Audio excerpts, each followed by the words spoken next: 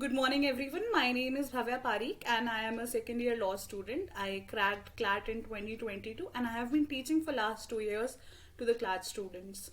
So I'll be sharing my lesson plan with you all, and then we'll be doing one topic today, that is United Nations. So what would be the plan for us for the next 2 months? So in the next 2 months, we'll do monthly GK. We'll do why we should do GK in the first hour and what would be the structure of the course in the continuation. From R2 to R49, we'll do 2 hours of monthly GK. That is, we'll revise every month in 2 hours. So if it's January, we'll do 2 hours of January, then 2 hours of February, 2 hours of March, and then we'll continue till December. After that, we'll do national and international news, then we'll do sports events, then we'll do awards and recognitions, new government policies, scientific discoveries, and cultural and historical events. So this way, we'll do 50 hours of monthly GK with other specific events. Why such plan? Because then this way you will be able to revise your complete GK in a very concise manner. Let's move ahead.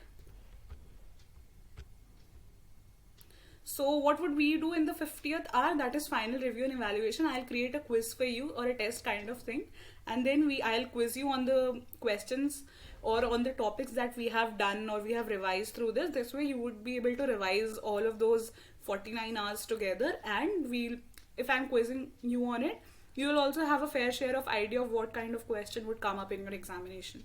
So that would be your 50th hour. Now let's move ahead.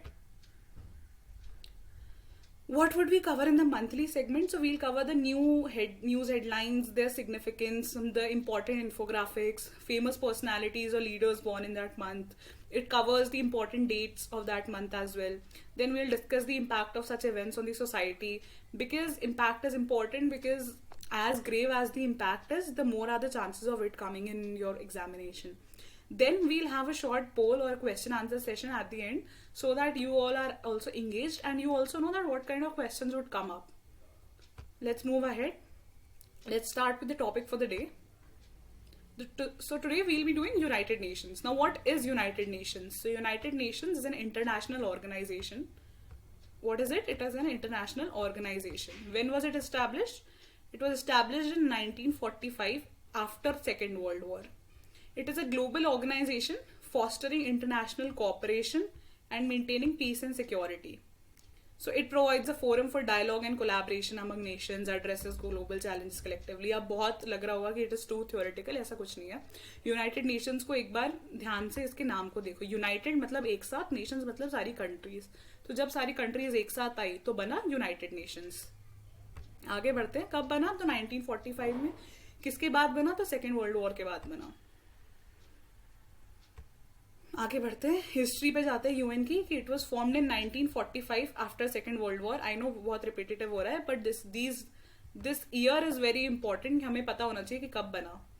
Charter was signed on 26 जून 1945 और UN day celebrate करते हैं 24 अक्टूबर को. 24 अक्टूबर 1945 UN came into formation और UN day celebrated on 24 अक्टूबर. कहाँ पर sign हुआ था charter? तो सैन फ्रांसिस्को में साइन हुआ था. Successor of league of Nations. तो वर्ल्ड वॉर 1 के बाद में सभी कंट्रीज को रियलाइज हुआ कि वी नीड एन ऑर्गेनाइजेशन जो पीस और सिक्योरिटी का ध्यान रख सके. तो उनने बनाया लीग ऑफ नेशंस. लेकिन लीग ऑफ नेशंस फेल हो गया और हुई वर्ल्ड वॉर 2, जिसके बाद में बना 1945 में यूनाइटेड नेशंस. 26 जून को हुआ चार्टर साइन और 24 अक्टूबर को आया यूनाइटेड नेशन फॉर्मेशन में. इसका काम है to maintain international peace and security, to promote cooperation in solving international problems और to develop friendly relations among nations. अब एक बात बताओ, क्या यूनाइटेड नेशंस अपने काम में सक्सेसफुल हुआ? तो हम सिंपली देखें तो थर्ड वर्ल्ड वॉर अब तक नहीं हुई है. तो यूनाइटेड नेशंस अब तक अपने काम में सक्सेसफुल हुआ है. आगे बढ़ते हैं. ये थी इसकी हिस्ट्री. स्ट्रक्चर ऑफ यूएन पे जाते हैं. तो यूएन में कुछ कमिटीज होती हैं, स्पेसिफिक कमिटीज में यूएन डिवाइडेड है. यूएन एक बहुत बड़ी बॉडी है. जैसे स्कूल होता है, स्कूल में प्राइमरी क्लासेस होती है, प्री प्राइमरी क्लासेस होती है, वैसे ही यूएन में भी बॉडीज डिवाइडेड है. तो यूएन में जनरल असेंबली है. So sorry.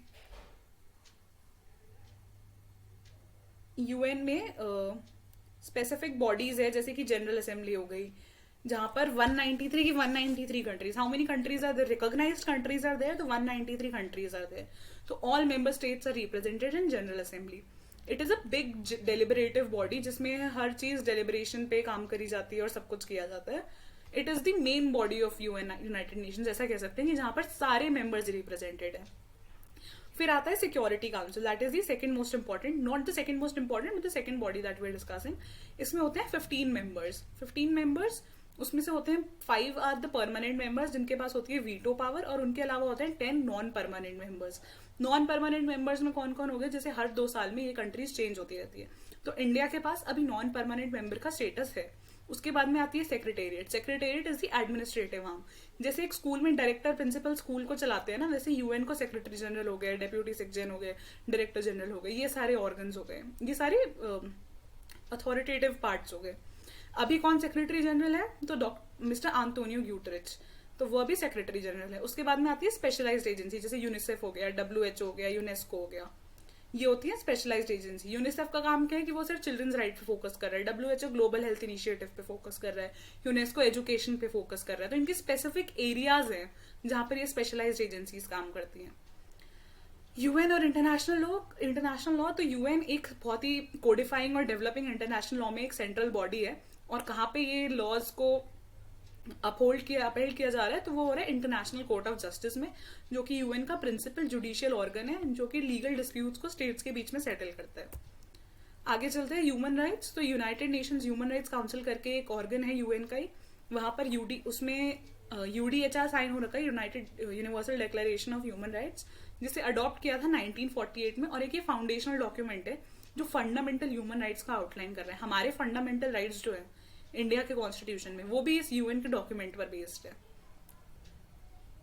UN peace keeping mission भी होते हैं. It is establish to help countries turn by conflict. कुछ इंपॉर्टेंट पीस कीपिंग मिशन है, जैसे कि यूएन PROFOR हो गया बोस्निया एंड हर्जेगोविना में, यूएन मिस हो गया साउथ सुडान में, यूनिफिल हो गया लेबनान में. तो ये पीस कीपिंग मिशन जाते हैं, इनको ब्लू हैट फोर्सेज भी कहते हैं, ब्लू कैप फोर्सेज. और ये पीस कीपिंग फोर्सेज होती हैं जो हर कंट्री भेजती है. इंडिया ने सबसे ज्यादा पीस कीपिंग फोर्सेज भेज रखे हैं यूएन की तरफ से. ये बहुत ही इंपॉर्टेंट चीज है और ये हमेशा याद रखना. आगे बढ़ते हैं. तो यूएन के ही अंडर में यूएनडीपी ने सस्टेनेबल डेवलपमेंटल गोल्स लेकर आया है. कुछ की 17 गोल्स हैं जो ग्लोबल चैलेंजेस को एड्रेस कर रहे हैं. तो उसमें कुछ इंपॉर्टेंट गोल्स है, जैसे कि goal 1 no poverty, goal 3 good health and wellbeing, goal 4 quality education, goal 13 climate action.